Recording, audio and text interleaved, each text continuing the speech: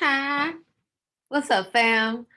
I'm going to answer a question today, which asks something like I'm in a relationship with a woman who has a lower libido than I. I have a high libido. I want to have sex a lot more often, and she doesn't. That's the gist of it. So when we have different libido levels, right? Um, the first thing is to really come from a place of compassion, understand where their sexual desire comes from, what stimulates their sexual desire. Are there certain triggers that actually hinder them from feeling sexy, feeling aroused? Um, are there things that are turning them off? Like there's a lot of factors. So instead of saying, man, this person has a low libido, I have a high libido. Maybe this person does have a high libido, but the situation is not set for them to be in that high libido space. They're not being stimulated to get that aroused. Um, they're maybe not in the emotional place, mental place to get that aroused. So it's not always just about how you're physically made. Another thing to point out too is sexual energy many times is misinterpreted as the need for sex. Sexual energy is your fire energy, right? This could mean that you have a lot of fire energy that needs to be balanced. It can be balanced through physical exercise. It can be balanced through actual sex, right? It can be balanced through um, what other ways do we balance the physical, sexual energy, creative energy? But I'll tell you the biggest one. The biggest one is physical exercise. So if you are not using your musculature, you're not challenging using the fire energy in your actual muscles, then a lot of times it'll accumulate and become agitated, stagnant energy because it's not flowing and it wants to flow. And you'll feel horny. You'll feel anxious, agitated. And of course, your favorite way to work out fire energy would be in the most pleasurable way, right? Which would be sex, but that's not always the most appropriate way. And you'll learn that only after you do it, where you'll be like, I still feel anxious or I still feel this. Or a lot of times if we're single, we'll masturbate and be like, I still feel anxious. I still feel the, imbalance in some way or the need to do something. A lot of times you do need to do something. Like you need to get up off your ass and do something. Like either do the project that you're going to do, something physical, labor, go start the workout that you said you was going to start, do the yoga video maybe that you said you was going to do, um, go fix that thing on the car, whatever it is that you need to do. But there is stagnant energy that needs to move, and it doesn't always need to move into a vagina or into a penis, right? It can move in a many different ways, right? In an array of ways.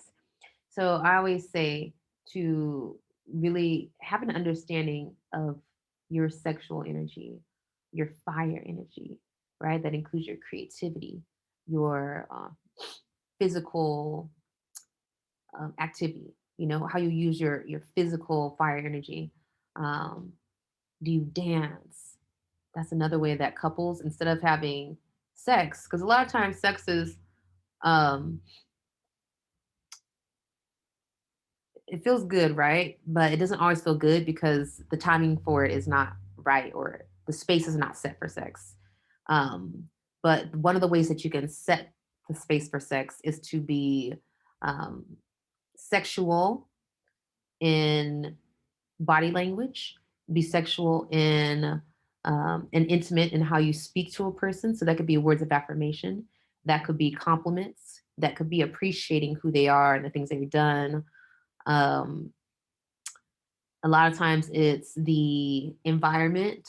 So a lot of times kids, um, different noises can be triggering to turn you into fight or flight, and that's not sexy mode, right? So there's so many factors, but really it's how can we get to a safe space with each other? How can we be intimate with each other enough to arouse that sexual energy to the point where it wants to move with some sex, right? And I always recommend dancing because Dancing's intimate. It's moving your fire energy. And oh, the other one, massage. Yes, massage is very, how do you affectionate, very affectionate. And it also stimulates oxytocin, which is our bonding hormone. So a lot of us love massage, gets us into a sexy mood, gets us into a vulnerable space, and relaxes our body. And a lot of times that's why massage is like the best kind of foreplay. Um, so long story short, I gave you a lot of different things in there, but long story short, with two different libidos, first understand as people, where does your sexual arousal lie? Whether it's what triggers it, what turns it off. Um, are there some emotional blockages, some mental blockages on the table right now that are stopping you from expressing sexual desire? Are there things that the higher libido, is there something that that person could do that's more um, fulfilling and moving their fire energy that doesn't have to do with sex? Because even if you can't look at me if I'm on the low libido, which probably never would happen. Just kidding. It actually happens. You have to take turns. Comes and goes in waves naturally. But when if I'm the one with the low libido and or the one that seemingly has a low libido, then also, what was I saying? Yeah. What did it is? And so if the man with the low, let's see, yeah. And also looking at the person that has the so-called high libido, right? They want to have sex all the time. Also look at that. That doesn't mean that this person is healthy and the person with low libido is unhealthy. It could be both are unhealthy, right? It depends on the balance. And if there's a disconnection sexually and a misunderstanding of desire or excuse me, a misalignment of desire, then all that says is there's an opportunity for us to actually be more intimate and get to know each other more. For me to, for us to both understand how to channel our sexual energy, our fire energy, and to deepen our own relationship with it so we can understand it. Because a lot of times, some person has low libido and it's like they start to feel like there's something wrong with them. And then person over here with the high libido is like, I want to have sex all the time, so I'm good. Like, what's wrong with you? You're the one who doesn't want to have it. So obviously that's where the problem lies. That's not true at all. And it has so many women feeling like they're broken when they're not even getting, the right stimulation to even get the pleasure and orgasm that they deserve, that they have a right to, and but they don't know that for themselves. And a lot of it's just ignorance.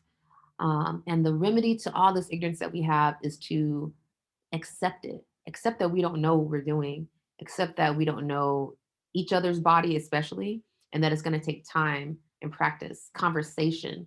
It's going to take understanding, to get to really know each other as people. And many times the imbalance with libidos is so, egregious that it destroys the relationship. It doesn't leave enough opportunities for sexual intimacy that um, for a lot of people is required to feel close. It's part of that bonding. Um, and so it's a lot of times it's such a big imbalance that it makes them incompatible. Um, but at the same time, how much work have have they done? How much work have they done to understand the depth of intimacy, or the blocks, to really being intimate? Because sex and orgasm really comes down to, am I safe enough? And that's hard to comprehend many times when you're like, I'm with this person, we've been together for years. Of course I feel safe. But no, there's levels to this. Safety that's perceived on a spiritual level, um, where there isn't blocks to being vulnerable. Um, that's safety, right? And when that safety has been violated in the past, um, because we adapt to our experiences, we want to protect ourselves from that ever happening again, build up blocks, build up walls. And a lot of us are entering relationships where there's already walls present around both of us. So communication is like you got to yell to get a message through. You got to pound to get a stroke through, and it's we need to come to a place where we can where we're ready and willing to let those walls down. And sometimes you got to tear them down yourself. It's like just because you decide, okay, I want to be open and vulnerable, it happens. Like, no, like you got to, like, shit, now I gotta take these bricks down. I put these bricks up a long time ago, thinking this is gonna protect me. Now this motherfucker wanna get in my heart and I gotta just so we have this, we have an attitude sometimes, but having to take down these walls and be vulnerable, and you don't want to do it. But you want that. You want that space of genuine safety. And we all want that. Um, and I think the biggest thing for me was just admitting that that's what you want, and that you don't want to settle for nothing less than that, and that you're determined to learn how to get there. And that's it. That's like the only place to start. So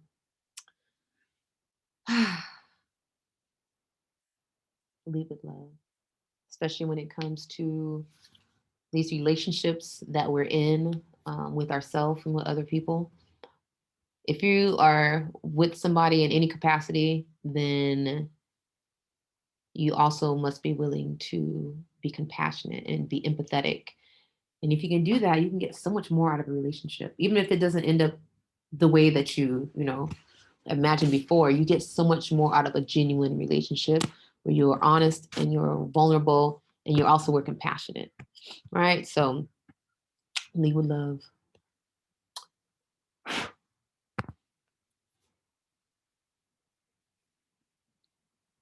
Oh yeah, and don't forget to subscribe if you like these videos. If you want to hear more about my healing journey and you have questions, then subscribe. Shoot me a message. I'll get to it.